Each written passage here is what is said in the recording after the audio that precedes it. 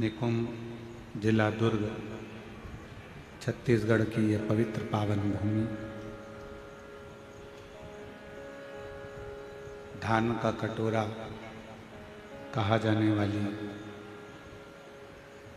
माँ कौशल्या का मायका श्री राम जी महाराज जी का भगवान श्री राम जी का ननिहाल,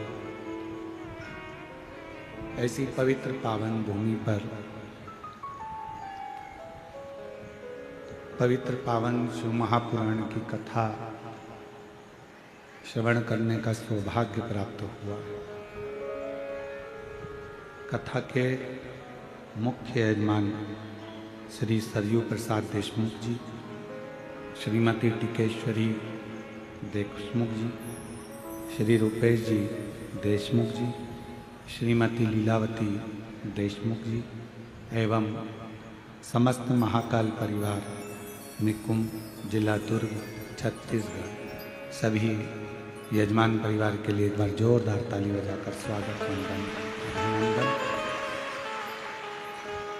जिन्होंने इस पवित्र पावन शिव महापुराण की कथा को आयोजित किया एवं संपूर्ण जगत को इस पवित्र कथा का लाभ दिया। मुश्किलों में भी मुश्किल ये मानव का शरीर, और उसमें भी अगर कुछ मुश्किल तो भगवान शंकर की स्तुति।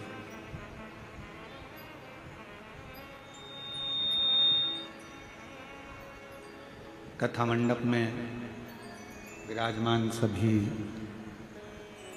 संत साधु तपस्वी साधक उपासक एवं वर्तमान कैबिनेट मंत्री जी एवं पूर्व गृह मंत्री जी एवं सभी अतिथिगण जो इस पवित्र कथा में पधारे हैं, उनके लिए भी एक बार जोरदार ताली बजाकर साधुवाद। तेरी कृपा बिना ना हिले एक भी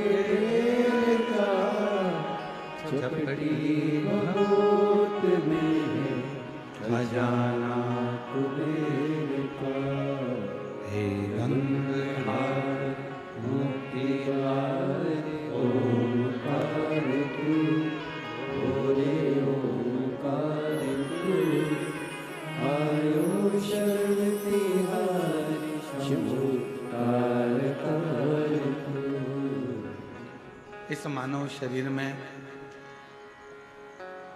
पानी और वाणी, इन दोनों का काम एक जैसा है।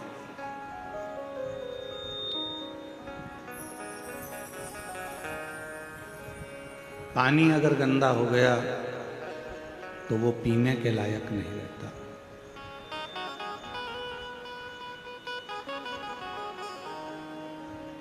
फिर थोड़ा इंतजार करो। पानी गंदा हो गया तो उसको पी नहीं पाओगे, उसको फेंक दोगे, बेकार हो गया, गंदा हो गया, या थोड़ा इंतजार करो। पानी गंदा होने पर पीने के लायक नहीं रहता और वाणी गंदी होने पर बात करने के लायक नहीं रहती।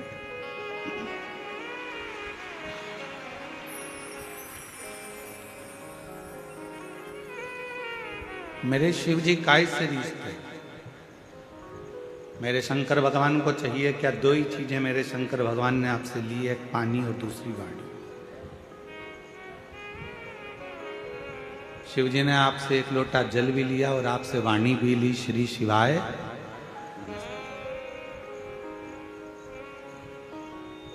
और किसी को रिझाना हो तो यही दो चीज जो शंकर भगवान को चाहिए वही सारी जगत को चाहिए।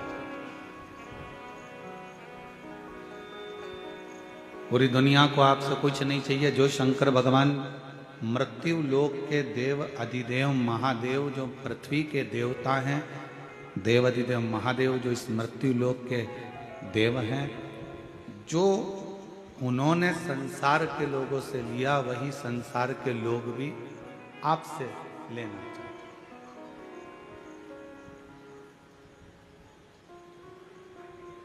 क्या क्या चीज ली है शंकर जी ने आपसे? दो चीजें ली, एक लोटा जल और मुख से निकली हुई वाणी, पानी और वाणी।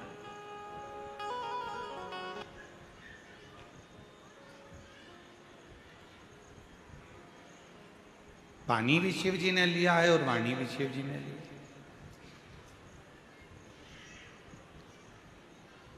अब जगत को क्या चाहिए? जगत के लोगों को क्या चाहिए? जो शंकर भगवान ने आपसे लिया, पानी भी शंकर भगवान ने लिया और वाणी भी ली, उसी तरह संसार के लोगों को भी आपसे कुछ नहीं चाहिए। संसार के लोगों को भी केवल दो चीज चाहिए।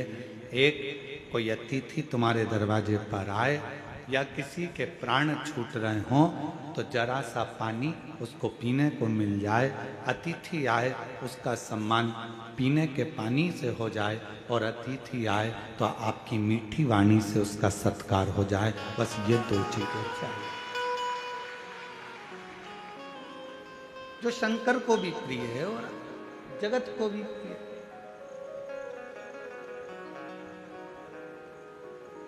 मेरे ओघड़दानी को, मेरे शंभू को, मेरे त्रिकालदर्शी को, मेरे कैलाश विनाशी शंकर को भी बस यही दो चीज चाहिए।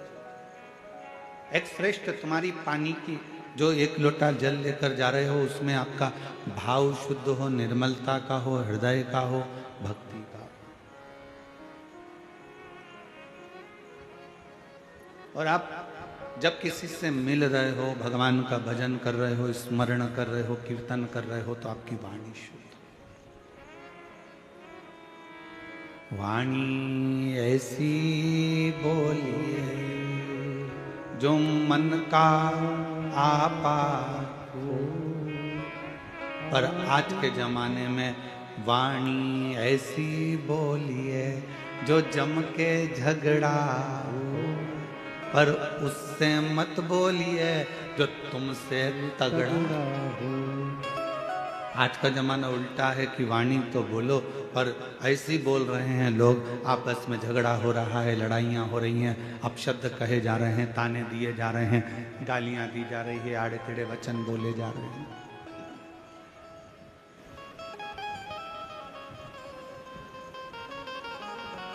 इसमें श्रेष्ठता का भाव कहाँ रह गया?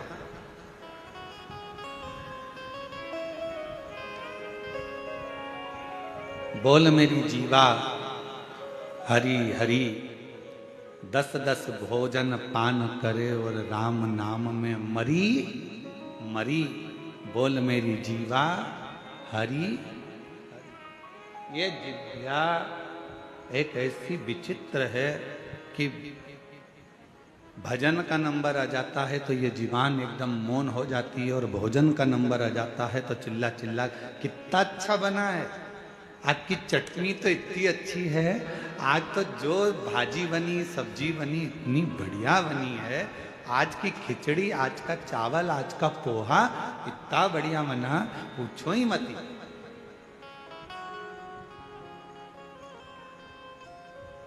अब जितना तुम खाने में बोले हो ना, भोजन में बोले हो ना, उतना अगर भजन में बोलो तो थोड़ा थोड़ा।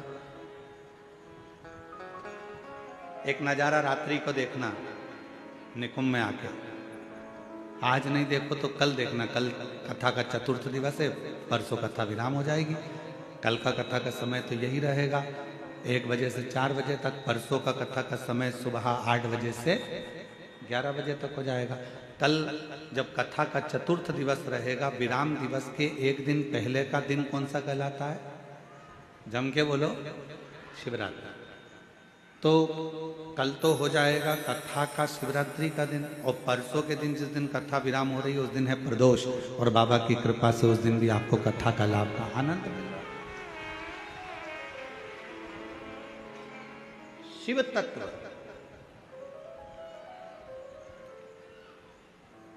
भजन में मन नहीं लगा, भजन में जिह्वा थोड़ा थोड़ा बोलती बोलती बोलती बोलती थक जाता है, और जिह्वा थकी फिर भगवान का नाम जाप स्मरण नहीं हो पाता।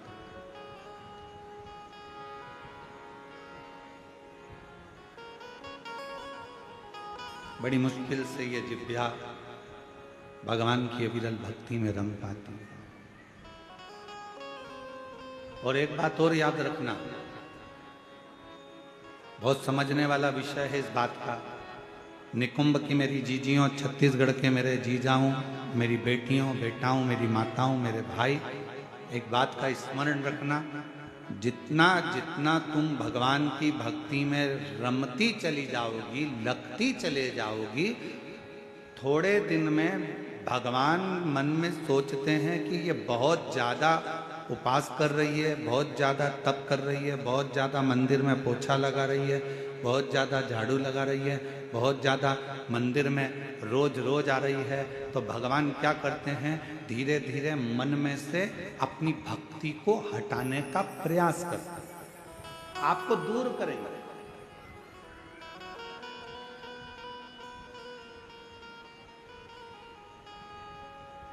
आपको अपनी भक्ति में से थोड़ा थोड़ा भगवान दूर करने का प्रयास करेंगे, जिससे ये मुझसे दूर हो जाए।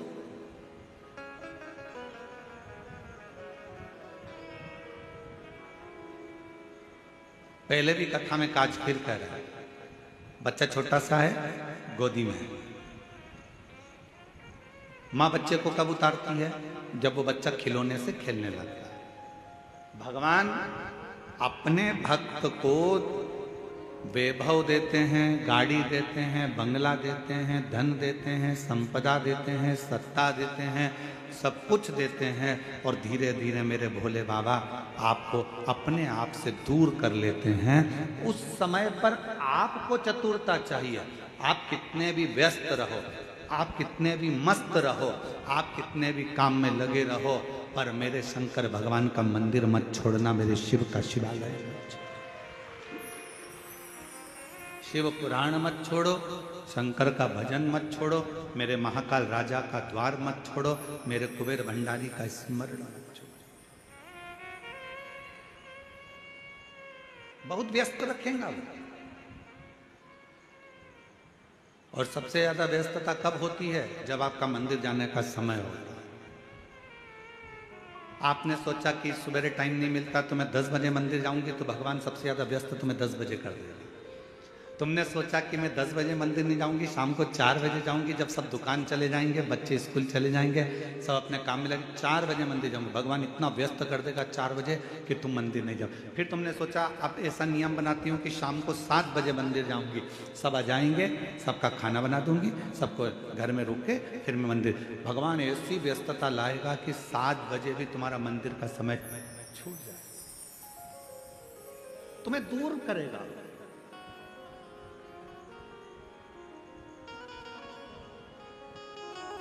अब उस समय पर आपकी समझदारी चाहिए कि भगवान है मेरे शंभु, है मेरे त्रिकालदर्शी, है मेरे कैलाशी अविनाशी, है मेरे महाकाल राजा, है मेरे काशी विश्वनाथ। ऐसी कौन सी गलती हो रही है जो तुम मुझसे दूर कर रहे हो? भगवान कहेंगे ये गलती नहीं है, मेरे शंकर भगवान कहेंगे इसको गलती नहीं कहते। शिव जी कहेंगे तू इतनी मुझ में रम गई है, तू इतना मुझे मानने लगा है कि तेरे फैसले तू नहीं ले पा रहा, तेरे फैसले मुझे लेना पड़ रहे हैं। इसलिए अब तुझे थोड़ा दूर कर रहा हूं कि तू पूरा मुझ पर ही आश्रित।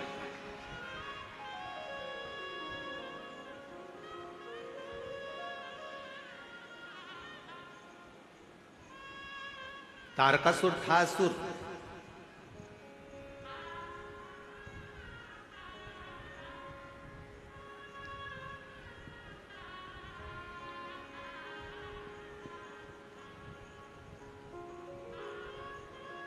असुर था तारकासुर, पर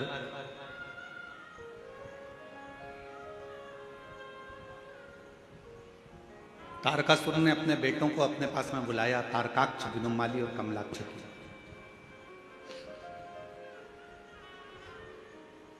तीनों को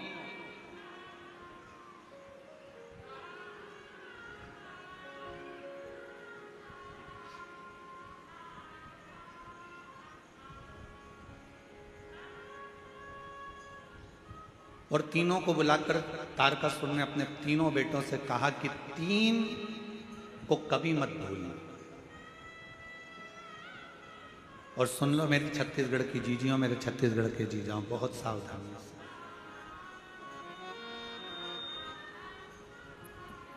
तारकासुर ने अपने तीनों बेटों को बुलाकर कहा कि तीन को कभी मत भूलना। पहले नंबर पर मुसीबत में डालने वाले को कभी मत भूलो, ये बार बार मुझे मुसीबत में डाल देता है। दूसरा, मुसीबत से निकालने वाले को कभी मत भूलो, जो तुम्हें दुख से, तकलीफ से, मुसीबत से निकाल देता। और तीसरे नंबर का, मुसीबत में साथ देने वाले को कभी मत भूलो, जो तुम्हारे साथ में चल रहा है।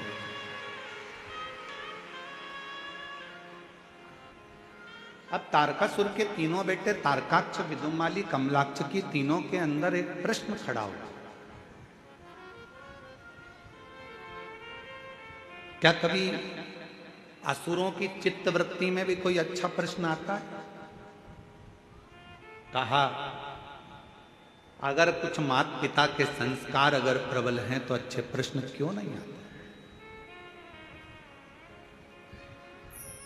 तारकासुर के तीनों बेटों के अंदर एक प्रश्न जागृत हुआ।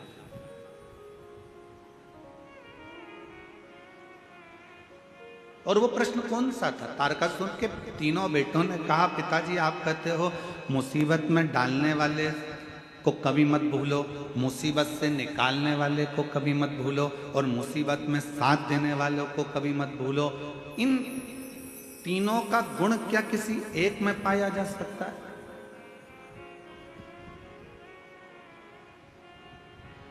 क्यों नहीं? तारकासुर ने कहा एक देव ऋषि नारद ऐसे हैं जो संपूर्ण जगत के कल्याण के लिए कहीं ऐसा क्रम उत्पन्न कर देते हैं कि व्यक्ति को लगता है कि मैं मुसीबत में, और वही देव ऋषि नारद आकर उसको मुसीबत से निकाल भी देते हैं, और वही देव ऋषि नारद उसको मुसीबत में साथ भी देते रहते हैं, उसको मंजिल तक पहुंचाने का काम। कोई प्रसंग कहा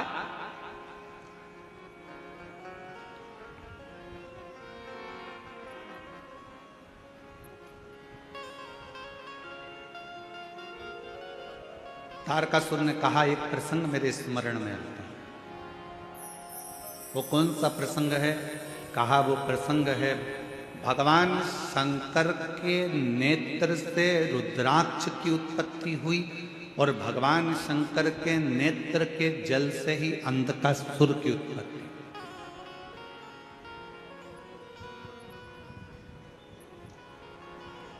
जो तपस्या कर कर नेत्र बंद कर कर रखे थे, तपस्या कर कर नेत्र बंद कर कर जो अश्रु गिरा था उससे रुद्राक्ष का जन्म हुआ।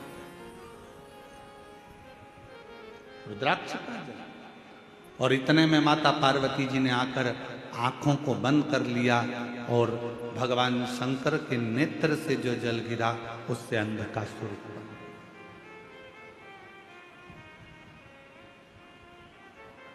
एक तपस्या का जल, एक साधना का जल, एक उपासना का जल, एक मेहनत का जल, एक परिश्रम का जल, एक संघर्ष का जल जो आपके और हमारे शरीर से निकलता है वो साधारण नहीं होता। आज पूरा विश्व 21 जून को योग दिवस मना रहा है,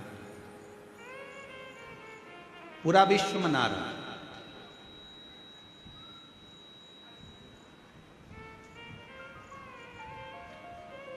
योग ऋषि बाबा रामदेव जी ने पूरे विश्व में इस योग की एक ऐसी अलग जगह दी कि केवल भारत देश ही नहीं, विश्व में भी इस योग दिवस को मनाया जा रहा है।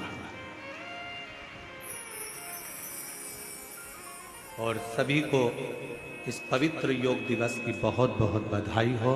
संपूर्ण देश और संपूर्ण विदेश, जहाँ जहाँ पर सनातन धर्म है वहाँ के सारे सनातनी स्वस्थ रहें, योग करते रहें और अपने जीवन को अलमस्त होकर जिए, यही काम।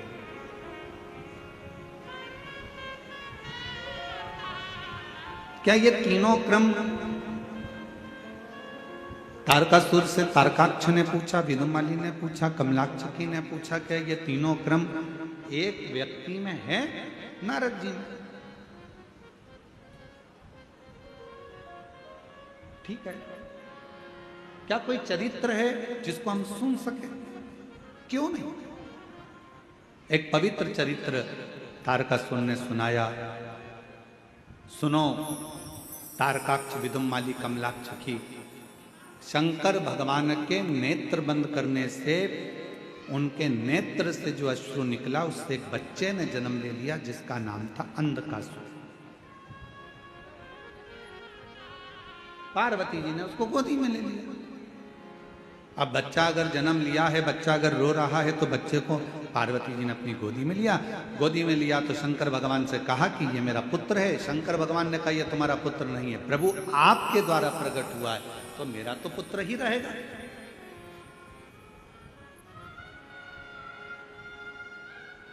यदि आपके द्वारा अगर प्रकट हुआ है तो ये तो मेरा पुत्र है। भगवान शंकर ने मना करा, इसको समुद्र में फेंक दो। पार्वती जी ने अंधकासुर को समुद्र में डाल दिया।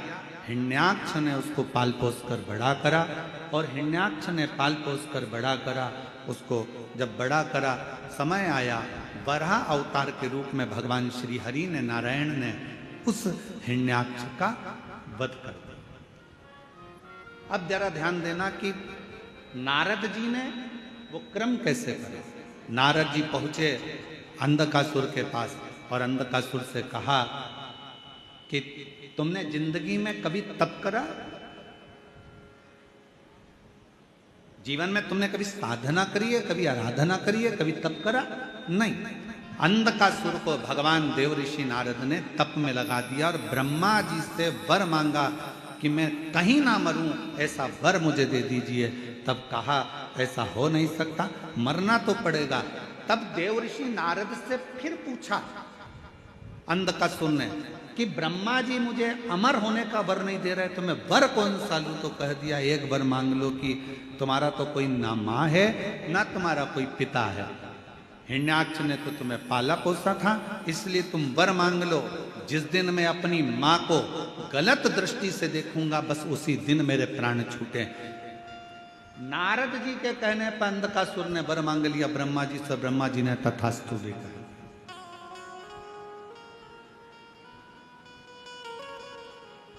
अब तथास्तु तो कह दिया, समझ लेना था अंधकासुर को कि अगर ब्रह्मा जी ने तथास्तु कहा है तो इसका मतलब है कि मेरी माता कहीं ना कहीं तो होगी, ये निश्चित। मेरी मौत अगर लिखी है तो मेरी माता कहीं ना कहीं तो होगी।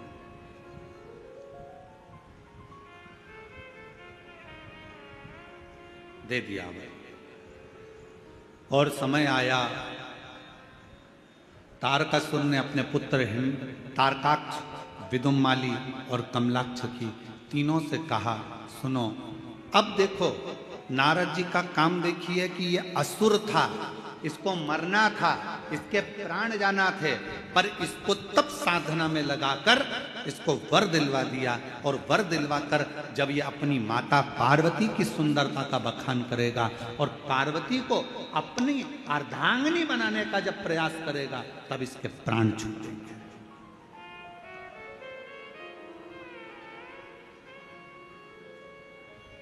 और समझाया देवऋषि नारद ने, ऐसा नहीं कि देवऋषि नारद समझाते नहीं है, नारद जी का काम है समझाना, ज्ञान देना।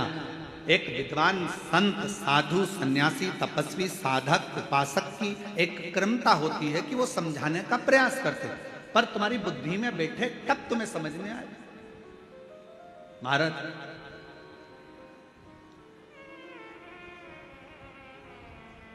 वो कहते हैं ना कि जब लड़के के लिए लड़की देखने जाते हैं तो फूफा जी जाते हैं, मामा जी जाते हैं, काका जी जाते हैं, बड़ा भैया जाता है, दामाद जाते हैं, सबको फोन लगाया जाता है, अरे दामाद जी तुम्हारे साले के लिए लड़की देखने जाना है। अच्छा। अरे मामा जी तुम्हारे भांजे के लिए लड़की देखने जाना, फूफा जी तुम्हारे भतीजे के लिए लड़की देखने जाना, चलो। अब सबको ले जाकर लड़की वालों के यहाँ बिठा दिया और लड़की वालों के यहाँ पर लड़की चाय की ट्रे लेकर आई। तो जितने भी देखने गए थे ये सब आपस में मन में विचार करने लगे कि हम हमारे साले के लिए लड़की देखने के लिए आए हैं, हम हमारी भांजे के लिए लड़की देखने आए हैं, हम हमारे भतीजे के लिए लड़की देखने आए हैं। सब के सब जितने लड़की देखने गए थे सब ने विचार करा, अपना ही निर्णय गड़बड़ हो गया था, तो फिर भांजे का निर्णय कैसे ले पाएंगे।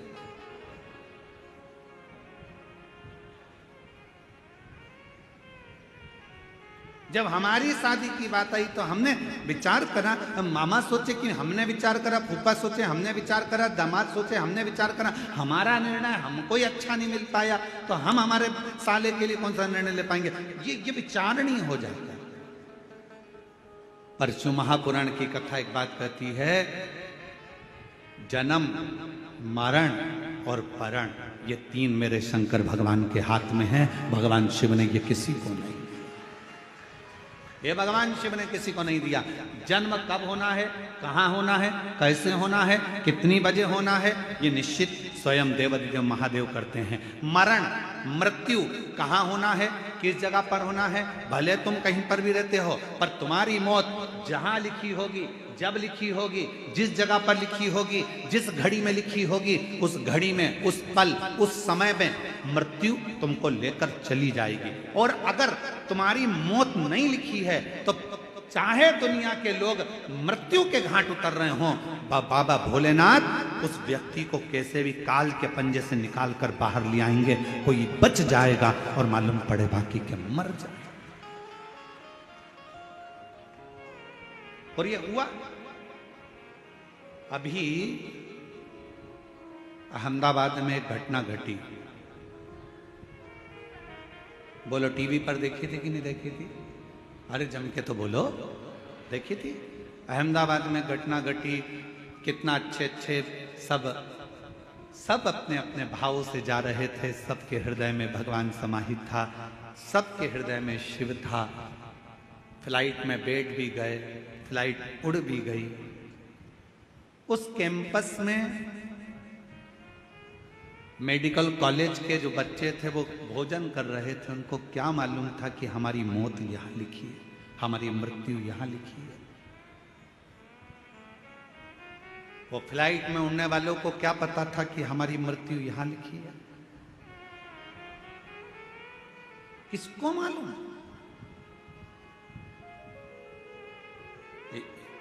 किसी को नहीं मालूम कि मृत्यु कहां, कब, कैसे लिखी है। पूछा था मां पार्वती जी ने भगवान शंकर से, अमरनाथ की गुफा में बैठकर भगवान शंकर से पार्वती जी ने पूछा था, प्रभु मेरा एक प्रश्न का उत्तर दीजिए।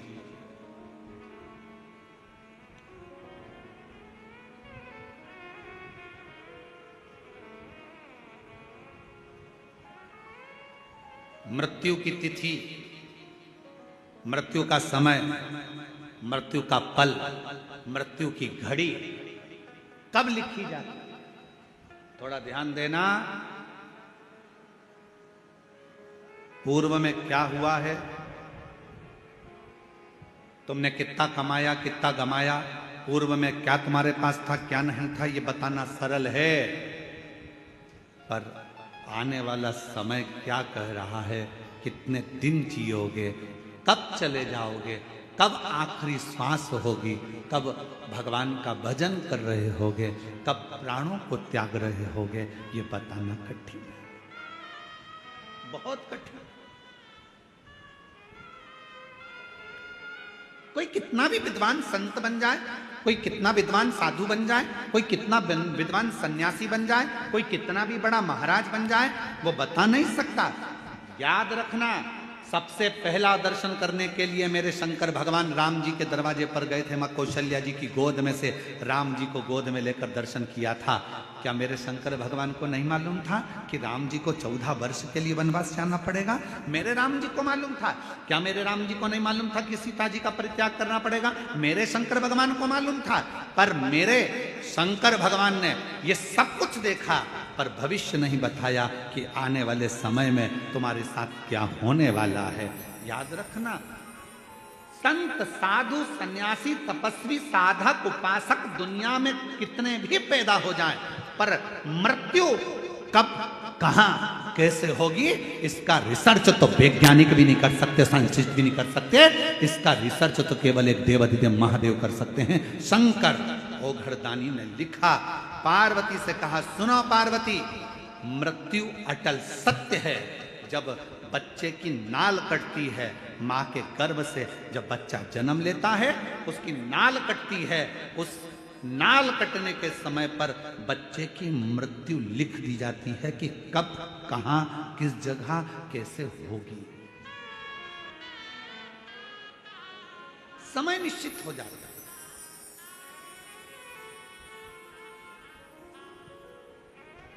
स्वामी विवेकानंद जी का प्रसंग याद कर लीजिए।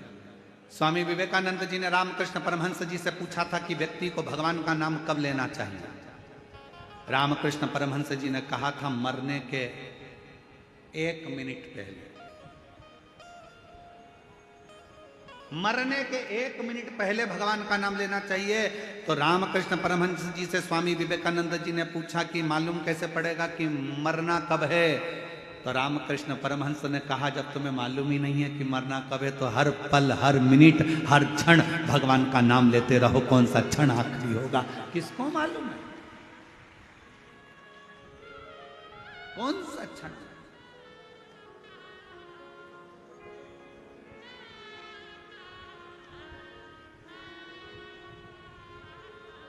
और महाराज, अंत समय प्रभु आना पड़ेगा, वचन दिया तो निभाना पड़ेगा। आए ना आए प्रभु कुटुंब कबीरा, अंत समय प्रभु आना पड़ेगा, वचन दिया तो निभाना पड़ेगा। अंत समय प्रभु आना पड़ेगा। कौन आएगा किसको मालूम? कब कौन सा पल, कौन सी घड़ी, कौन सा क्षण, कब किसका आखिरी है? इसलिए शिव पुराण कहती है। कई माताएं सोचती है हम परसों के दिन कथा में जाएंगे। अब चौथे दिन संडे पड़ेगा ना, जब हम कथा में जाएंगे, और उससे पहले निपट गई तो इसको मालूम।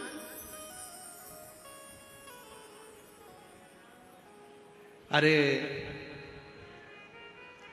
अभी सावन में अपने यहाँ कथा होगी ना, तब हम सुन लेंगे। हमने सोचा है सावन के महीने में हमारे पास में ही कथा होगी, तब हम सुनेंगे। और सावन से पहले निपट गई तो क्या बात?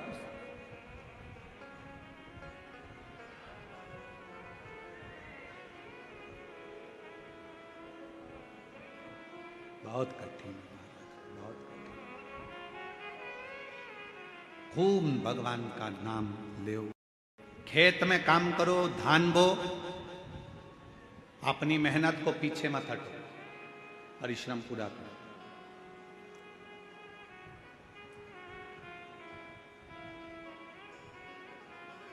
अभी छत्तीसगढ़ में एक चीज हमको देखने को मिल रही है, इसलिए हम कहने में पीछे नहीं हटते, भले किसी को बुरा लगे चाहे भला लगे। अभी हमको देखने को मिलता है कि कई किसान वर्ग के लोग, गांव के लोग अपनी अपनी जमीन को बेचकर शहर चले जाते हैं और सोचते हैं कि शहर में बहुत सारा सुख होगा, बहुत सारा सुख शहर में होगा। बड़ा बंगला बना लेंगे, जमीन बेची है तो थोड़ा पैसा मिल जाएगा तो बंगला भी बड़ा बन जाएगा, गाड़ी भी आ जाएगी, सब कुछ आ जाएगा।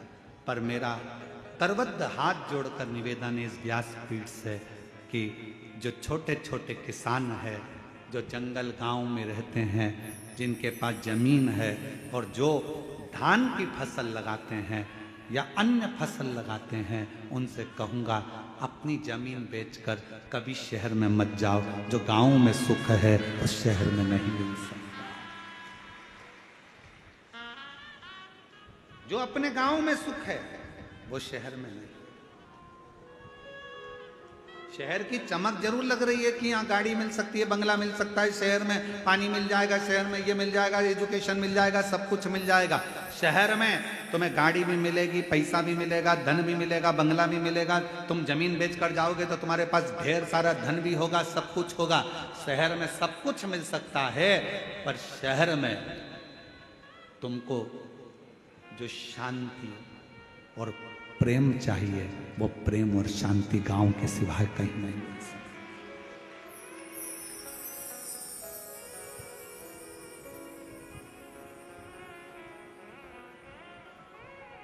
कितना अंतर है शहर और गांव में। शहर में अगर कोई साधु भी आ जाए, संत भी आ जाए ना, तो लोग उसको भिखारी समझते हैं। मांगने आया होगा, दरवाजा बंद कर दो, दरवाजा मत खोलना, दरवाजे पर लिख देते हैं कुत्तों से सावधान, अंदर मत घुस जाना। शहर में अगर कोई साधु संत भी आ जाए तो लोग उसको भिक्षुक समझते हैं, भिखारी समझते हैं। और गांव में अगर कोई भिखारी भी आ जाए ना तो लोग उसे संत समझते हैं, साधु समझते हैं, सन्यासी समझते हैं, तपस्वी समझते हैं।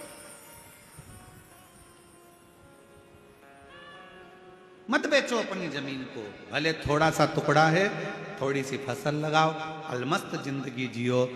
अपनी जमीन है, अपनी जमीन पर रहे हो, तुम सब जमींदार हो।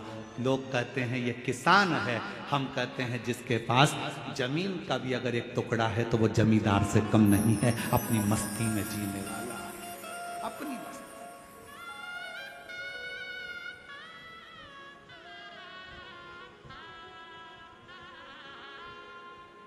थोड़ा अलमस्त अपने जीवन को जितना प्रसन्नता में जीने का एक लक्ष्य बना सकते हो, वो छोटे से गांव में ही बना सकते हो।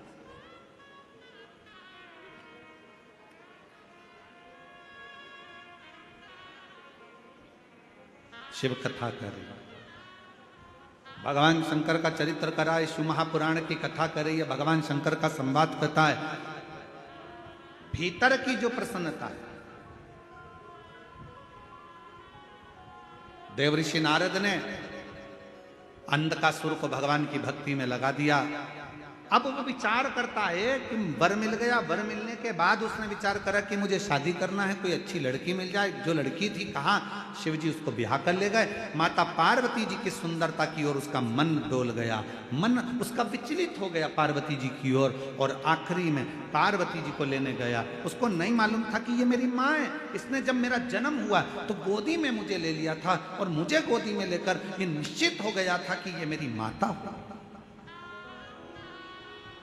जब बच्चे की नाल कटती है उस समय पर निश्चित हो जाता है कि इसकी मृत्यु कब होगी, कहाँ मरेगा, किस जगह मरेगा, किस जगह प्राण छूटेंगे, जल में, थल में, वायु में, विमान में आदि, कहाँ, गाड़ी में, घर में, जहां उसके प्राण छूटने का होता है वहां का लिख दिया जाता है।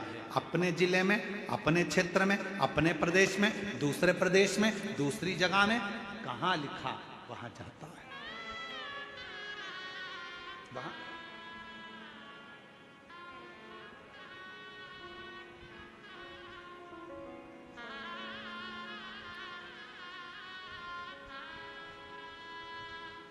इसलिए शिव पुराण कहती है जितना समय मिले, ये मत सोचना अगली कथा जब छत्तीसगढ़ में होगी ना तब मैं कथा सुनने के लिए जाऊंगी। नहीं नहीं नहीं, काल करे सो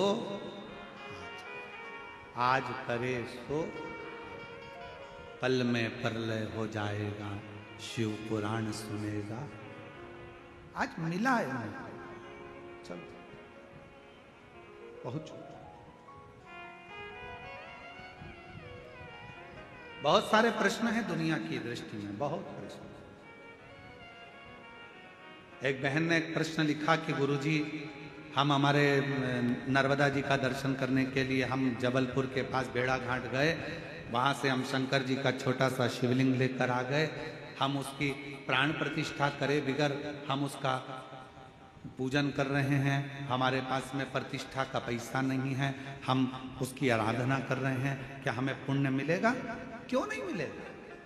लिंग पुराण में, शिव महापुराण में, नर्मदा पुराण में, स्कंद पुराण में सब में तो वर्णन किया कि मां नर्मदा जी के जल से अगर कोई कंकर भी निकलता है तो वो शंकर है। उस शंकर की प्रतिष्ठा की जरूरत नहीं होती, वो अपने आप में प्रतिष्ठित होता है। आप उसकी आराधना करिए, कौन मना कर रहा है? आप उसके जल चढ़ाओ, पूजन करो, आराधना करो।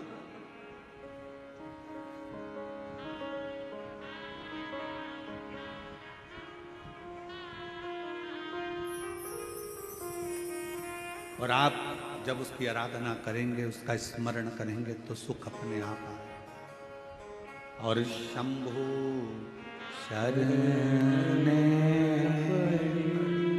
मांगू घड़ी रे, दुख काटो दया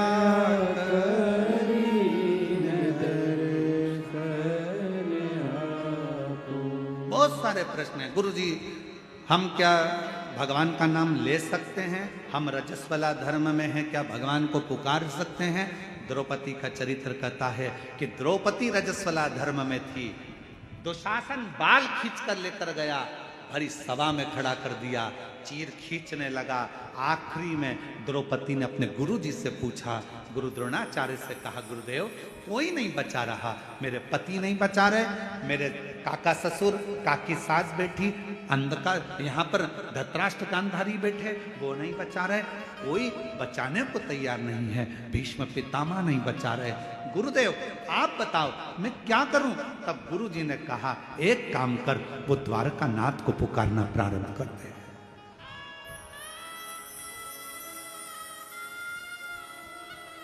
भगवान को पुकार। द्रौपदी कहती है मैं रजस्वला धर्म में हूं, रजो धर्म है मेरा, मैं भगवान को पुकारूं। हाँ आएगा। रजो धर्म के समय पर भी द्रौपदी ने अपना मंत्र का स्मरण करा। शिव महापुराण की कथा कहती है, भगवान का नाम, तुम शुद्ध हो अशुद्ध हो, तुम स्नान करे हो ना करे हो, तुम कहां बैठे हो उससे भी मतलब नहीं। शिव पुराण की कथा कहती है भगवान का नाम कहीं पर भी पुकार सकते हो। कई लोग कहते हैं हॉस्पिटल में हम रुद्राक्ष पहनकर जा सकते, क्यों नहीं? हम ऐसी वैसी जगह पर रुद्राक्ष धारण कर क्यों नहीं? सर्वस्वता शिव का सर्वस्व। क्या तुलसी की माला में गलत क्रम नहीं आएगा? रुद्राक्ष में गलत क्रम नहीं आएगा? अरे शिव महापुराण की कथा कहती है कि तुलसी जिस पात्र में डल जाती है उसको भी प्रसाद कर देती है, रुद्राक्ष जिसके गले में डल जाता है उसको भी शिवमय बना देता है। इसमें क्या सोचना? क्या हम मंत्र जाप करें? करो नाम जाप, भगवान का नाम लेते जाओ, तुम कैसे भी हो प्रभु का नाम लो, प्रभु का। श्री शिवाय नमस्तुभ्यं श्री शिवाय नमः। सब बोलो, सब जितने भी बैठे हैं, लाखों की संख्या में आप लोग आए, कोई पंडालों में जगह नहीं है, रोडों पर आप लोग बैठे हो, दिल से बोलिए, भाव से बोलिए, श्री शिवाय नमस्तुभ्यं श्री शिवाय नमस्तुभ्यं श्री शिवाय नमस्तुभ्यं श्री शिवाय नमस्तुभ्यं। भगवान का नाम कहीं पर कभी भी कैसे भी किसी भी घड़ी किसी भी पल किसी भी क्षण पुकार सकते। रात्रि को नींद ना आए, बैठ जाओ, 2 मिनट भगवान का नाम पुकारो। कोई काम अड़चन आ गई है, परिश्रम करो, मेहनत करो, कुछ देर भगवान के नाम का स्मरण करो, भगवान आए आए। जब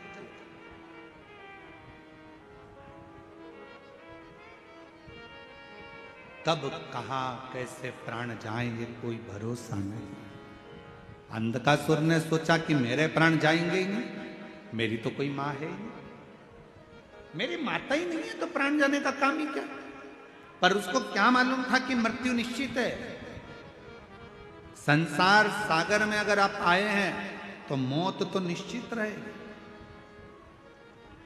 जाना तो पड़ेगा।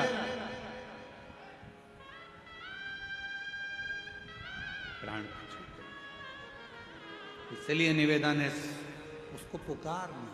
अंत समय प्रभु सब बोलो, सब पड़ेगा, वचन दिया तो निभाना पड़ेगा।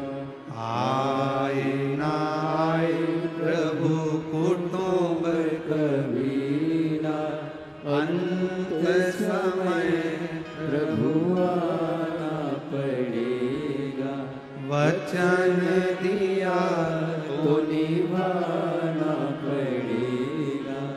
अंत समय प्रभु आना पड़ेगा। पुकारते रहो, वो आएगा जरूर, उसको जपते रहो, वो सुनेगा जरूर, आएगा।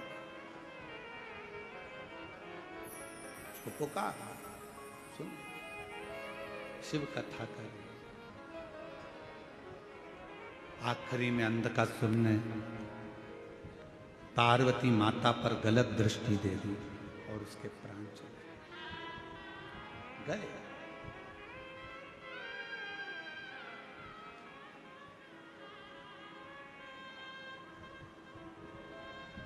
कई लोग ऐसे भी हैं, यहीं बैठे हैं, कई मेरी जीजियां ऐसी बैठी हैं, कई बेटियां ऐसी बैठी हैं, कई जीजा ऐसे बैठे हैं। उनके मन में हमेशा एक बात आ जाती है, ए गुरुजी, हमने भगवान को ऐसे ऐसे कर लिया, गलती हो गई। अब जैसे कल कथा सुनी तो कहा कि गुरुजी आपने बताया कि जिस दिन व्रत होता है उस दिन बेलपत्र नहीं तोड़ना चाहिए, और हमने पुराने समय में हमने पशुपति व्रत करे, हमने तो उसी दिन बेलपत्र तोड़ लिया, तो हमने गलती कर दी। आपको मालूम नहीं था, आपके स्मरण में नहीं था, आपको याद नहीं था। और जब तक मालूम नहीं रहता, स्मरण में नहीं रहता, याद नहीं रहता, तो सोच लेना चाहिए कि हमारा शंकर हमें माफ करता चले जा रहा है, हमारा शिव हमें माफ, हमारा शंकर माफ कर रहा है, ये निश्चित है। हमें स्मरण में नहीं था। अब बार बार पीछे का सोचो, बार बार पीछे का स्मरण करो तो आगे बढ़ पाओगे क्या? अरे बोलो तो जम के, बढ़ पाओगे नहीं। अरे ऐसा हो गया, अरे वैसा हो गया, अरे ये हो गया, अरे वो हो गया, बार बार पीछे का याद कर। हिरण और शेर में क्या अंतर है? हिरण 90 किलोमीटर पर घंटे की स्पीड से भागता है। कौन? अरे बोलो तो, हिरण। हिरण 90 किलोमीटर पर घंटे की स्पीड से भागता है और शेर 60 किलोमीटर पर घंटे की स्पीड से भागता है। दोनों में तेज कौन दौड़ता है? अरे बोलो, जम के बोलो। हिरण। वो 90 किलोमीटर पर घंटे की स्पीड से हिरण भागता है और शेर 60 किलोमीटर पर घंटे की स्पीड से भागता है। फिर भी हिरण का शिकार शेर कर लेता है। हिरण का शिकार शेर कर लेता है। क्यों? कैसे? किस लिए? ऐसा क्या हुआ कि हिरण 90 की स्पीड से भाग रहा है, शेर 60 की स्पीड से भाग रहा है और उसका शिकार कर लिया जाता है? कैसे? तो शिव महापुराण की कथा का एक संवाद याद रखना। हिरण 90 की स्पीड से भाग रहा है, पर हिरण पीछे पलट पलट कर रुकता, पलट कर देखता, फिर भागता, फिर पलट कर देखता, फिर भागता। हिरण अपना आधे से ज्यादा समय पीछे देखने में लगा देता है। इसलिए 60 की स्पीड में दौड़ने वाला भी शेर 90 की स्पीड वाले का शिकार कर लेता है।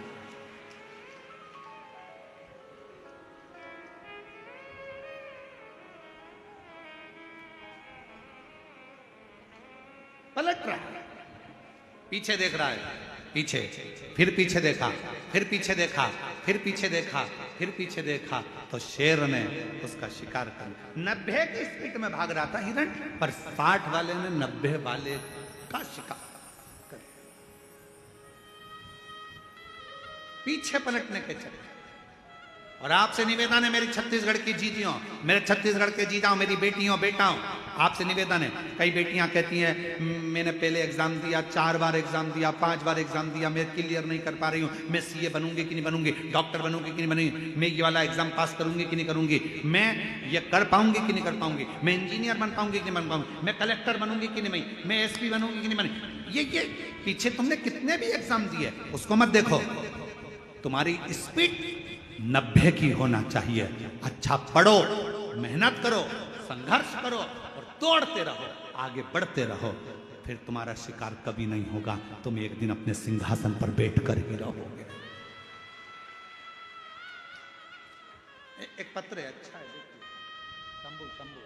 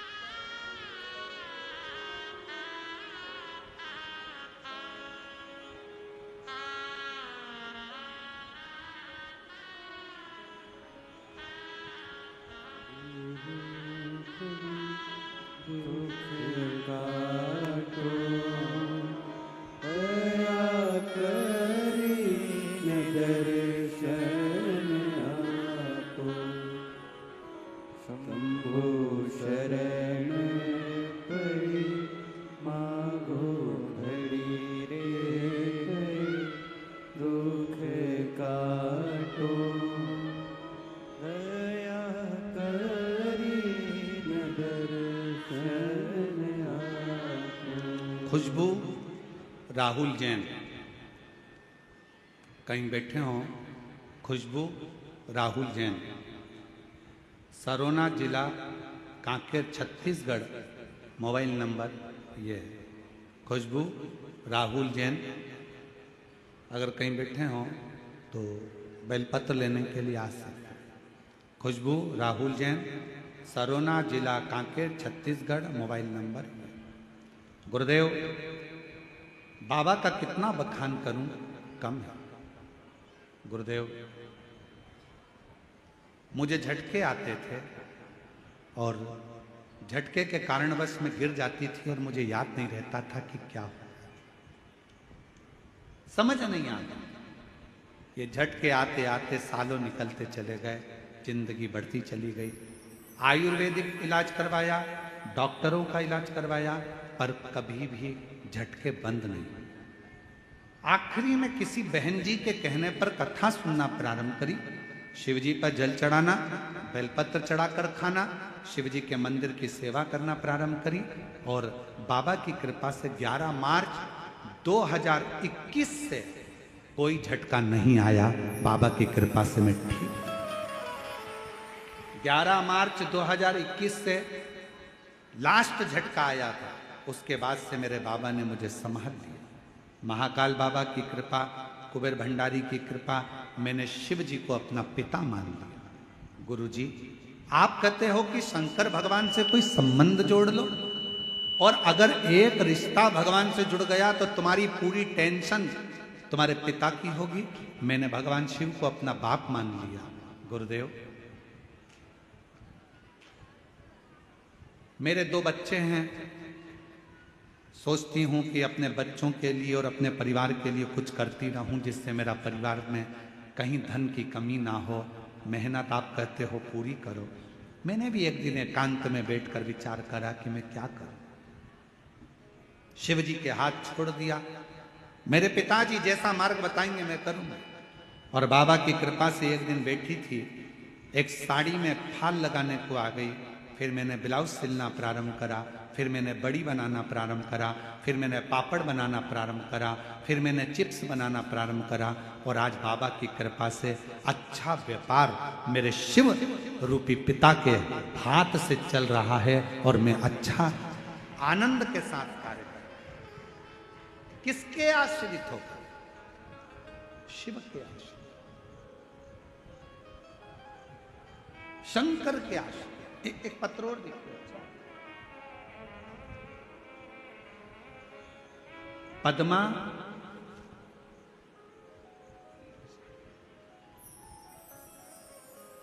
जरा पढ़ के बताओ क्या लिखा है। पद्मा सहारा कि साहला?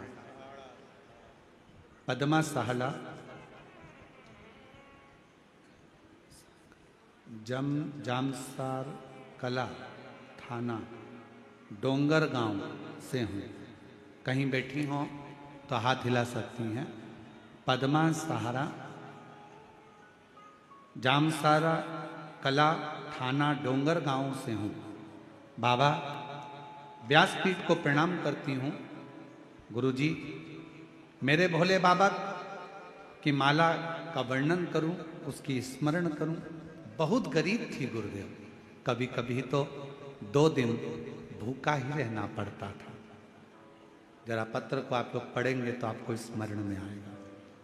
बहुत गरीब थी, कभी कभी 2-2 दिन भूखा रहना पड़ता था। मैंने बहुत कुछ सहे गुरुजी, फिर भी मैंने बाबा पर पूर्ण भरोसा कर लिया। आप कहते हो शिव जी को छोड़ना नहीं, मुझे लगता है दिल से अगर शंकर भगवान को पकड़ा तो शंकर भी हमको नहीं छोड़ते हैं गुरुदेव। हमने शिव को पकड़ लिया, विश्वास करना आपने सिखा दिया। आपने कहा कि मेहनत, परिश्रम, संघर्ष और शंकर का भरोसा कभी नहीं छूटता। बस वही मन में था। गुरुदेव, मेरा बड़ा बेटा नौकरी में लग जाए, मैं बाबा से प्रार्थना करती थी। मेरे छोटे बेटे की आंख से दिखाई नहीं देता, आंखें कमजोर थी। मैं बाबा से प्रार्थना करती कि बाबा मेरे बेटे की नौकरी लग जाए और मेरे बेटे को दिखना प्रारंभ हो जाए। उसकी आंखों में दिखाई नहीं देता, बहुत परेशान। करूं तो करूं क्या? शिव पर भरोसा करा। आपकी कथा दिन रात सुनती, लोग मुझे कहते ये पागल हो गई है शिव जी के लिए, पर आपकी कथा सुनकर आज मेरे बाबा ने ऐसी कृपा कर दी गुरुदेव कि मेरे बेटे की आंख की रोशनी भी ठीक हो गई और 2023 में मेरे बेटे की सरकारी नौकरी भी लग गई बीएसएफ में। बाबा को मैं आज धन्यवाद देती हूँ, जो कि राजस्थान में बॉर्डर पर मेरा बेटा नौकरी कर रहा है। बॉर्डर राजस्थान में बीएसएफ की नौकरी पर आज मेरा बेटा है। मेरे शिव की कृपा से आंखें भी ठीक हुई और नौकरी भी। क्या देता है शिव, क्या प्रदान करता है शंकर? मेरा उघड़दानी, मेरी जीजियों, आपको लगता होगा कि ये लाखों की भीड़ आती है, लाखों की जनता शिव महापुराण की कथा सुनने आती है, पर ईमानदारी से बोलना, अगर मेरा शंकर आपकी झोलियों में खुशियां नहीं देता तो क्या तुम ये शिव महापुराण की कथा में जाते क्या? बहुत कठिन है। ना तो यहाँ पर कोई आडंबर है, ना यहाँ पर कोई पाखंड है, ना यहाँ पर कोई दिखावा है, ना यहाँ से कुछ दिया जाता है, ना यहाँ से कुछ प्रदान किया जाता है। केवल तुम आते हो, कथा सुनते हो, दिल लगाते हो बाबा से, और बाबा तुम्हारी झोली 3 महीने में भर देता है। ये उसकी कुछ भी नहीं है यार। सीहोर वाला महाराज तो मिलता भी नहीं है।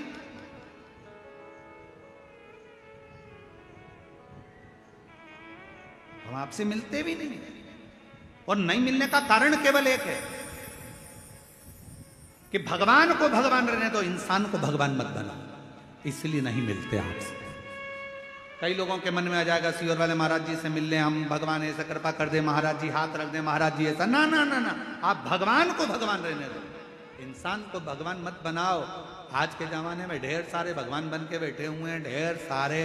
कोई क्या हमारे पास आओ हम तुम्हारा कल्याण कर देंगे, कोई क्या हमारे पास आओ हम तुम्हारा कल्याण कर देंगे। कोई नहीं कर सकता किसी का कल्याण। दुनिया में केवल एक शंकर ही ऐसे हैं जो जगत का कल्याण कर सकते हैं, बाकी का कोई नहीं मिलते हम। और इस बात के पीछे बहुत विवाद भी होता है। कई लोग कहते हैं महाराज जी तो चाय पीने जाते होंगे तो इतने लाख ले लेते होंगे। कई लोग कहते हैं महाराज जी तो ऐसे जाते होंगे किसी के घर तो करोड़ों रुपए ले लेते होंगे। ना ना ना ना, हम चाय तो हमारी जिंदगी में आज तक मुंह पे रखी नहीं, क्योंकि हमारे घर में जब हमारी परिस्थिति ऐसी थी तो हमारे यहाँ चाय बनाने के लिए दूध का भी पैसा नहीं था। तो हमें स्मरण में है हमारी माँ थोड़ा सा कहीं से अगर गुड़ मिल जाता था तो पानी में घोलकर उसको दे देती थी, होठ पर लगा लेते थे तो लगता था कि चाय ऐसी होती होगी। उस परिस्थिति से निकले हैं तो आज तक चाय मुंह पे रखी नहीं। उस परिस्थिति का स्मरण क्यों नहीं? नहीं, आप और हम भी भगवान के एकांत में बैठकर शिव नाम का भजन करें, स्मरण करें, चाकरी करें, मंत्र जाप करें, और आप भी शिव से लगन लगाओ, उसकी ओर जाओ जिसकी जरूरत है। सीहोर में भी आओ। हमने एक बार कथा में कहा था, आपके घर के नजदीक में अगर शंकर जी का मंदिर है, आप रोज शिव जी के मंदिर में जल चढ़ाने के लिए अगर जाते हो, तो हमने कहा था उसके बीच में अगर तुम्हारी मौसी का घर पड़ जाए, मामा का घर पड़ जाए, सहेली का घर पड़ जाए, रिश्तेदार का घर पड़ जाए, बेटी का घर पड़ जाए, माँ का घर पड़ जाए, तो भी उस रिश्तेदार के घर मत जाना, सीधे मंदिर, मंदिर से सीधे घर आना, क्योंकि शंकर भगवान कब क्या देकर भेज देगा तो वो खजाना लेकर अपने घर जाइए। सीहोर कुबेरेश्वर धाम पर आओ तो यह सोचकर आना कि मैं अपने पापा के घर जा रही हूं, मैं अपने पिता के घर जा रही हूं, मैं अपने बाबुल के घर जा रही हूं। ऑटो वाला कहेगा यहां ले चलता हूं, वहां ले चलता हूं, ये करता हूं, वो करता हूं। नहीं, मुझे मेरे पिता के घर लेकर चल, मुझे मेरे कुबेरेश्वर धाम लेकर चल। मैं रेलवे स्टेशन पर उतरी और बाबा से कहो कि मुझे मेरे बाबा के घर लेकर चल। देगा तो मेरा बाप देगा, और जो बाप देगा वो दुनिया में कोई नहीं दे सकता है। मेरा शंकर मुझे, मैं उसके अधीन हूं।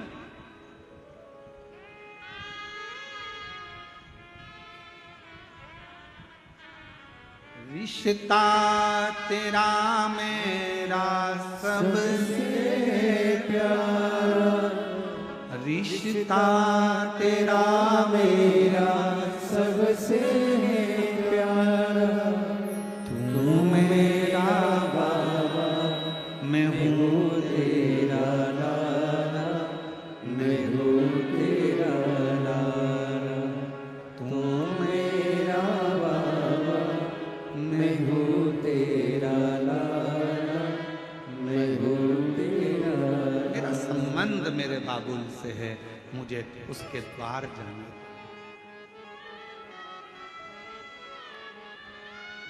एक हमारे शैलेंद्र भाई बहुत अच्छा एक देवी का स्मरण भजन गाते हैं। वो स्मरण में आता है कि अब ना रोको ना रोको, माँ के द्वार जाने दो, अब ना रोको ना माँ के माँ के द्वार जाने दो, माँ के द्वार जाने दो, अब न रोको न रोको, माँ के द्वार जाने दो, अब न रोको न रोको, माँ के द्वार जाने दो। एक बार जाने दो मुझे, एक बार जाने दो, एक बार जाने दो मुझे, एक बार जाने दो, ना रोको ना रोको, माँ के बार जाने दो, अब ना रोको ना रोको, माँ के द्वार जाने दो। रोते नहीं, रोते नहीं, आंसू बचे, रोना नहीं। अच्छा खुश हो, आपको बाबा ने हाथ पकड़ लिया, आप क्या सोच रहे हैं?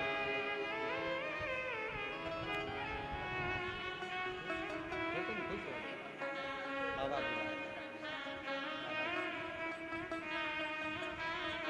खुशबू जैन, जिसने शिव पर भरोसा कर कर बाबा ने हाथ पकड़ा और बाबा की कृपा से आज अग्रणी। अब ना रोको ना रोको, माँ के द्वार जाने दो, एक बार जाने दो मुझे, एक बार जाने दो, एक बार जाने दो मुझे, एक बार जाने दो, अब ना रोको ना रोको, माँ के द्वार अब ना रोको ना रोको, माँ के द्वार। वो उसके द्वार, उसकी चाकरी, उसकी शरणागति, कहीं नहीं जाऊंगी, भटकूंगी नहीं, कहीं नहीं।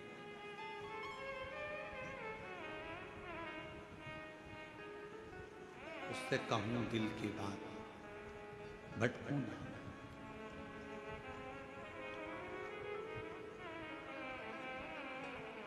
कब, कहाँ, कैसे वो कृपा कर दे, उसका भरोसा नहीं, पीछे नहीं पलटती।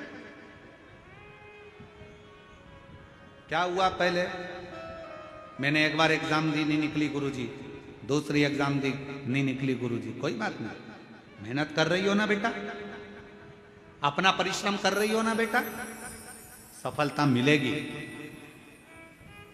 हार उसकी होती है जो हाथ पर हाथ रख कर बैठा रहता है।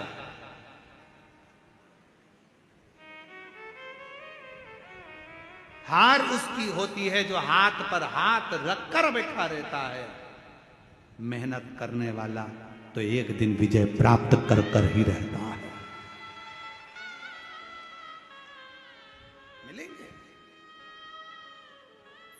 तुम्हारे गांव में, तुम्हारे शहर में अगर कोई बहुत छोटा है, बहुत गरीब बड़ा है ना, उस पर कोई ध्यान नहीं देगा। बहुत गरीब बड़ा है, बहुत छोटा है, उस पर कोई ध्यान नहीं देगा। पर वही व्यक्ति अगर बड़ा हो गया, वही व्यक्ति धनपति हो गया, वही व्यक्ति विद्वान हो गया, उसी को लोग पूछने लगे, उसी को लोग जानने लगे, तो लोग फिर ताना भी देना प्रारंभ करेंगे। छोटे हो, छोटे बने रहोगे, कोई ना पूछेगा, छोटे हो कोई ना ध्यान देगा। पर जैसे ही तुमने पद प्रतिष्ठा यश वैभव प्राप्त करा, आपके ऊपर ताने भी लगेंगे, गाली भी लगेगी, अपशब्द भी लगेगा।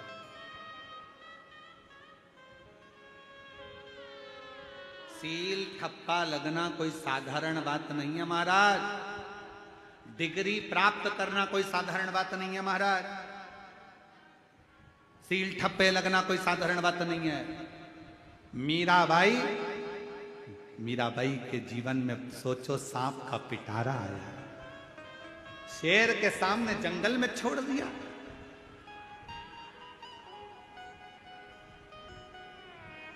कितना कष्ट मिला मीराबाई को। पूछा मीराबाई ने, मैं गिरधर की गिरधन मेरा, और मुझे इतना कष्ट सहना पड़ रहा। संत रविदास जी महाराज के चरणों में बैठकर मीराबाई ने पूछा, गुरुदेव, ओ गुरुदेव, संत रविदास जी के चरणों में बैठकर मीराबाई पूछती है, गुरुजी मुझे इतना कष्ट से ना पड़ रहा, मैं गिरधर की गिरधर मेरा। संत रविदास जी महाराज जी ने कहा, मीरा जो भगवान के करीब में आता है, जिसको भगवान अपना बनाकर पृथ्वी पर जन्म देता है, उसको दुनिया के ताने, गाली, अपशब्द बहुत सहना पड़ता है, क्योंकि भगवान के हो रहे हो, भगवान ने तुमको जन्म दिया है और उसके लिए जी रहे हो, तो बहुत सहना पड़ेगा, बहुत सहना पड़ेगा, बहुत।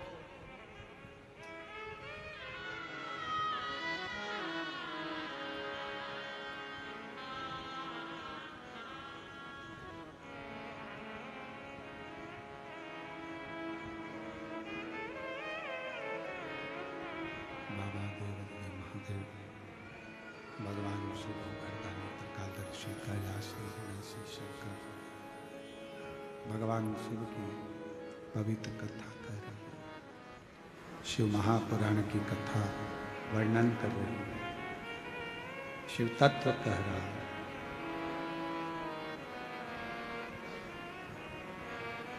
कहीं ना भटकते हुए शिव की शरणागति में अंधकासुर के प्राण चले गए। तारकासुर ने अपने तीनों बेटों को समझाया, तीन को मत दो, मुसीबत में डालने वाले को, मुसीबत से निकालने वाले को, और मुसीबत में साथ देने वाले। देवऋषि नारद अगर अपने किसी पर करुणा करने वाले होते हैं तो पहले उसको थोड़ा कष्ट दे देते हैं,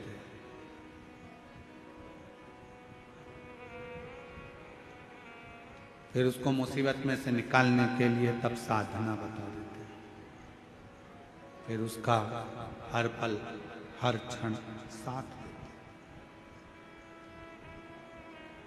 बहुत प्रश्न है संसार में, प्रश्नों की कमी नहीं है।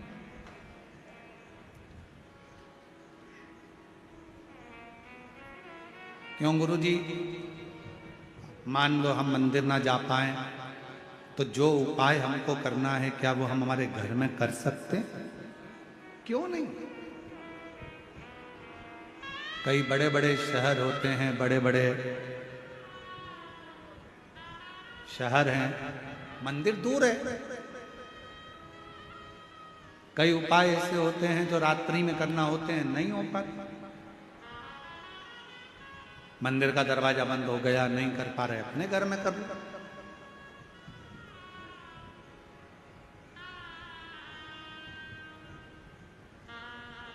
तुम जहां जैसे जब शिव को भज सकते हो, भज। शंकर भगवान का कार्य है आपके द्वार पर आकर आपका कल्याण करना, आपका उद्धार। ये शिव का, और कितनी सुंदर कथा है। तारकासुर के तीनों बेटे तारकाक्ष, विदुम्माली, कमलाक्ष की ने वर मांग लिया था भगवान ब्रह्मा जी से कि हमको 3 पुरियों का निर्माण कर दो, 3 महल बना दो, 3 नगर बसा दो हमारे, हम उस नगर में रहेंगे, उस मोहल्ले में रहेंगे, अपने क्षेत्र में अपनी पुरियों में रहेंगे, और ये वर दीजिए कि हम मरे तो मरे।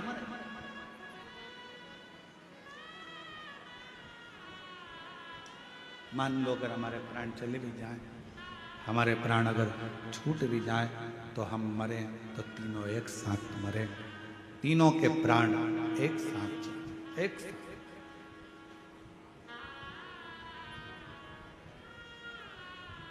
तथा 3 पुरियां बना ली। पुरी का मतलब मालूम है ना? अरे जम के तो बोलो। नगर खाने वाली होती है पूड़ी, और नगर को बोलते हैं पुरी।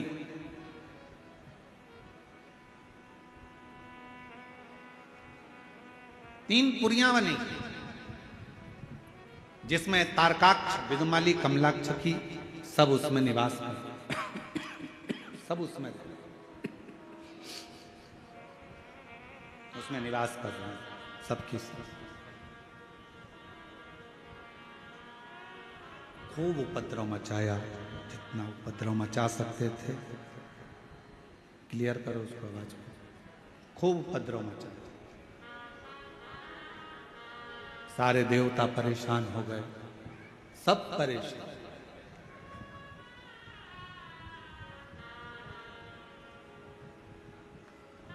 तब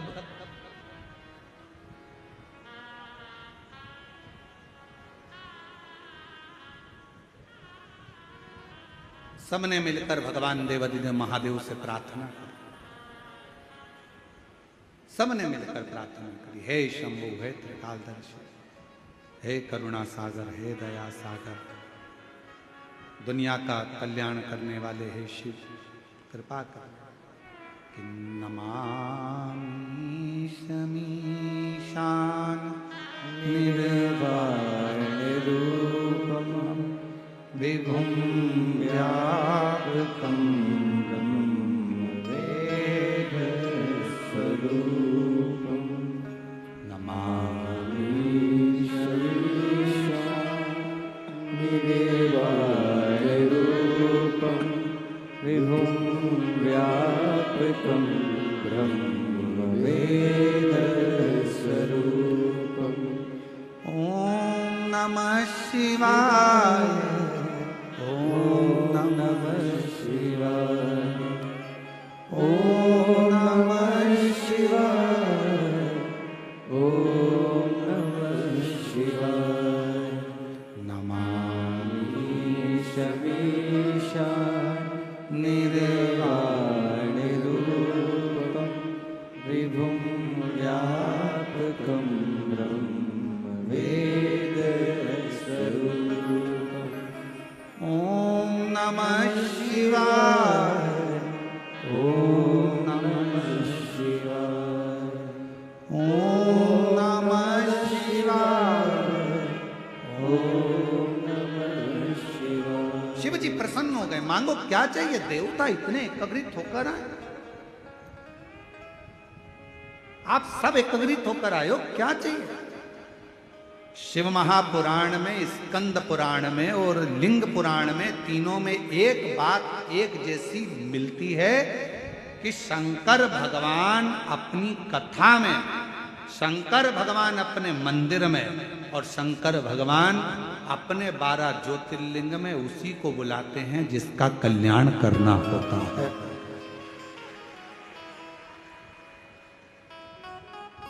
तीनों जगह जाने वाले व्यक्तियों से निवेदन है, आप वहां एंजॉय करने ना जाए, वहां टाइम पास करने ना जाए,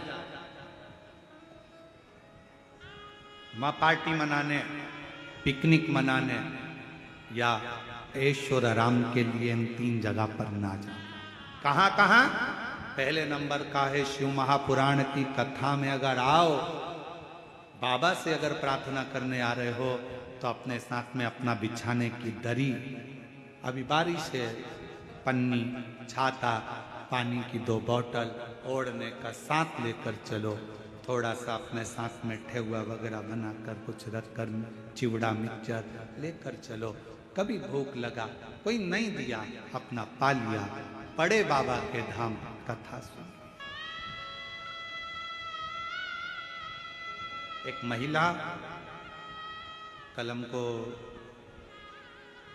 प्रतिभा जी ने एक वो भेजा वीडियो, एक वीडियो भेजा था आपने वहाँ सीहोर ऑफिस में, तो सीहोर ऑफिस से वो वीडियो यहाँ पर आया। तो कौन सा गांव से महिला दंडवत करती हुई आ रही है, मुकेर से।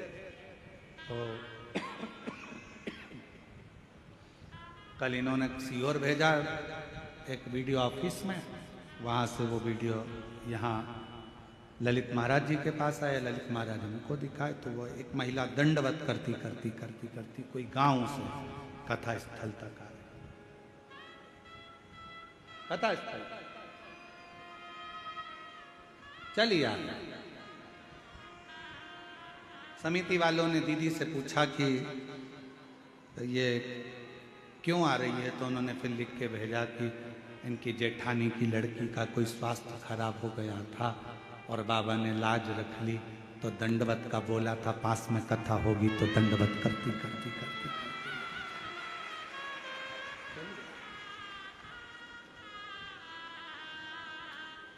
विश्वास। कथा में जाना तो ये सोच कर जाना कि वहां पर थोड़ा संघर्ष करना पड़ेगा, पानी भी आएगा, धूप भी आएगी, कीचड़ भी मिलेगा, हवा भी चलेगी, आंधी भी चलेगी, सब कुछ। अपनी रक्षा अपने को करना, अपनी सुरक्षा अपने को करना।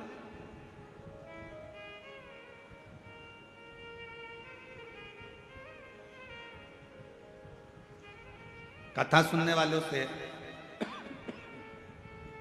पंडाल में बैठने वालों से, पंडाल में आने वालों से निवेदन रहता है, आपका शरीर अच्छा रहे तो तीर्थ भी जाओ, मंदिर भी जाओ, कथा में भी जाओ। शरीर ठीक नहीं है, बहुत ज्यादा रोग हो गया, घर के अपने सदस्य को भेज दो, तुम घर से टीवी पर कथा सुनो, टीवी पर सुनो। उसका भी प्रमाण है, एक पत्र देखिए।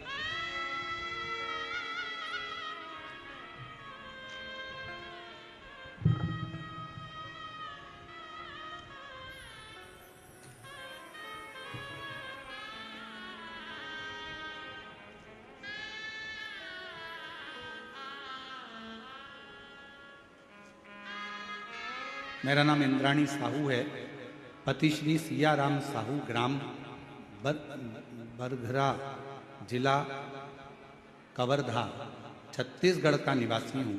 कहीं बैठे हों तो बेलपत्र लेने के लिए आ सकते हैं।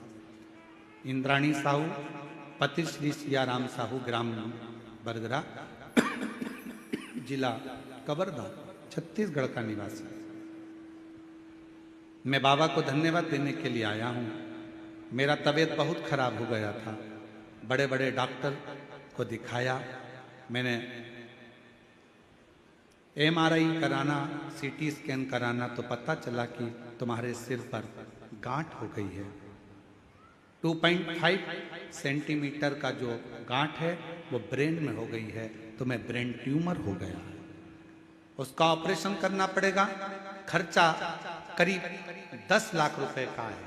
पत्र को आप लोग LED पर पढ़ रहे हैं सब लोग, बोलो तो। खर्चा करीब 10 लाख रुपए का लगेगा। डॉक्टर ने बताया ऑपरेशन के बाद कोई गारंटी नहीं है कि बचेगा या नहीं, होश में आएगा कि नहीं।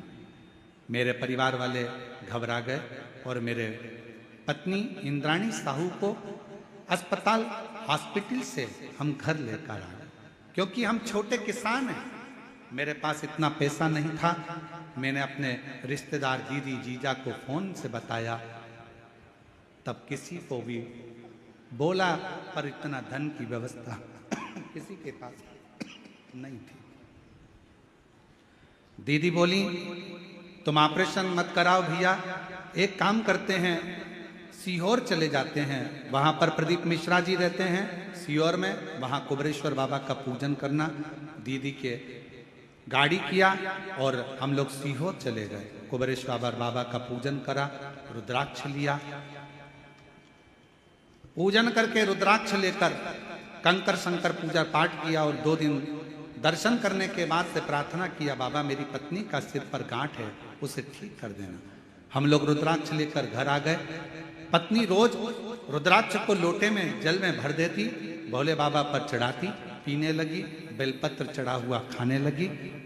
1 महीने के अंदर मेरी पत्नी के तबीयत में सुधार आने लगा और मैंने दूसरी बार जांच कराने पर पता चला कि गांठ गल चुकी है, पत्नी बिल्कुल ठीक हो चुकी है, अब उसको गांठ नहीं। एक पत्र और है,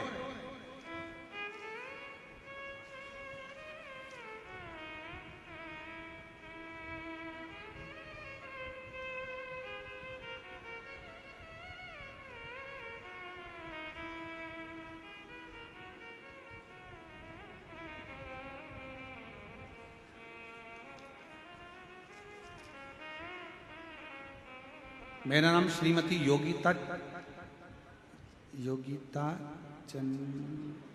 चंद्राकर, ग्राम रिसामा, जिला दुर्ग, छत्तीसगढ़। मेरी माँ श्रीमती नीरा चंद्राकर, स्वर्गीय भीकम चंद्राकर, ग्राम धनसूली, जिला महासमुंद की निवासी हैं। कहीं बैठी हों तो बेलपत्र लेने के लिए आ सकती। मेरी माँ को 3rd स्टेज का यूट्रेस का कैंसर हो गया।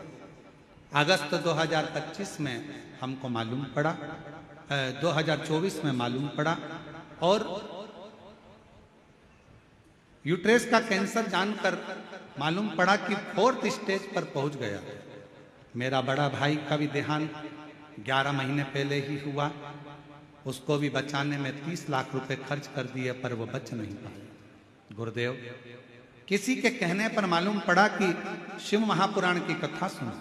ग्राम कोड़िया, छत्तीसगढ़ में आपकी कथा सुनी। भिलाई गए, कथा सुनी। बाबा से एक ही प्रार्थना करी, बाबा मेरी माँ को 4th स्टेज का कैंसर है। डॉक्टर ने अवस्था देखकर कैंसर का ऑपरेशन करने से मना कर दिया। अब आपके ऊपर आधारित है। गुरुदेव, आपके बताए उपाय, रुद्राक्ष का जल, त्रिजुगी नारायण का कुंड का जल पिलाई, हल्दी की गांठ वाला प्रयोग और बेलपत्र का प्रयोग करना प्रारंभ करा।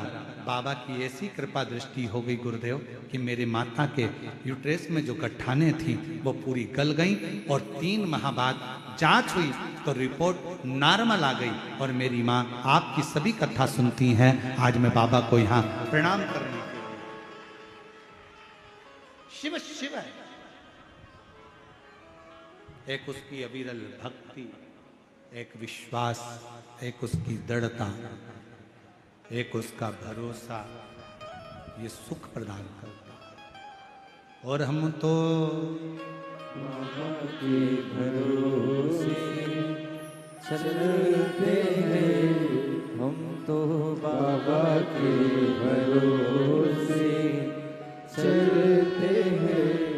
ये दुनिया वाले जलते हैं, ये दुनिया वाले जलते हैं। अब सब बोलो, हे दीनानाथ तुम शांत रहो, पहले सब बोलो जितने बैठे हैं। हम तो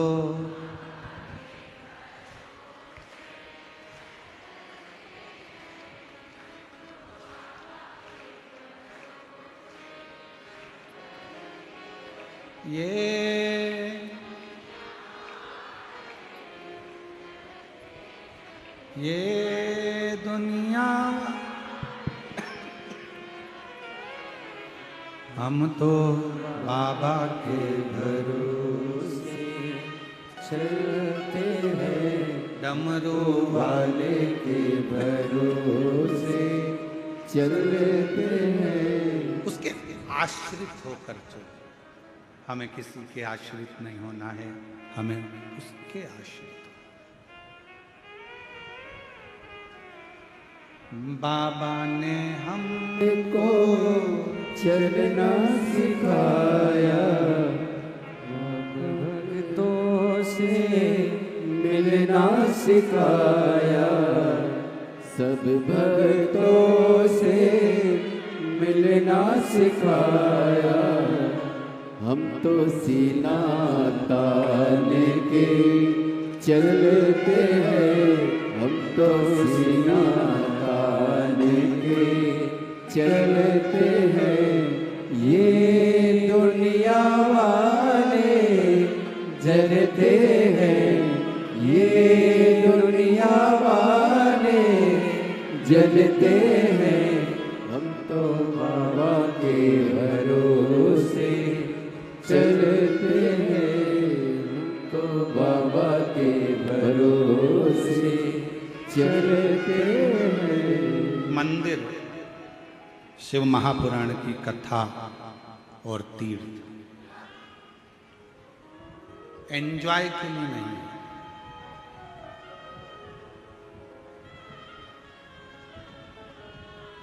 ऐश करने के लिए नहीं है। मंदिर, शिव महापुराण की कथा और मेरे बाबा के तीर्थ भक्ति करने के लिए। भजन